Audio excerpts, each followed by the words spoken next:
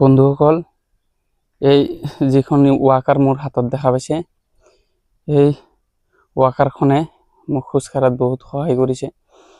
এতিয়া মই খোজ কাঢ়াতে ৱাকাৰ নালাগে, ষ্টিক এটা হ'লে হয়, নাইবা কেতিয়াবা ষ্টিক নহ'লেও খোজ কাঢ়িব পাৰোঁ।